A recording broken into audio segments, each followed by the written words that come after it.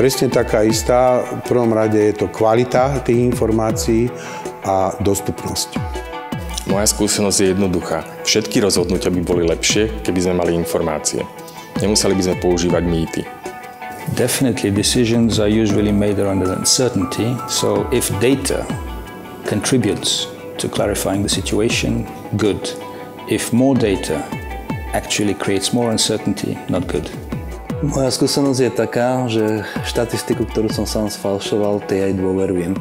Čiže zásah ľudského faktora veľmi veľa vecí ovplyvní.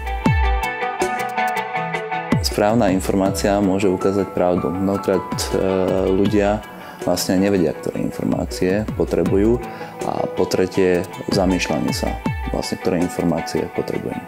Prvá je chýbajúca integrácia systémov. Druhá bariéra, dáta existujú, ale nemajú ich tí správni ľudia. A tretia, dáta existujú, ale nemáme z nich získané znalosti. Je to konzervativizmus?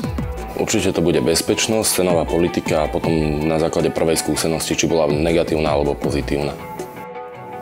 I think one of them is that data is usually scattered and we don't manage to bring it together. The second one is that we focus on the data rather again on what is the business objective. And the third one is that each one of us has probably something of a childish fascination of new things and we forget the final objective sometimes.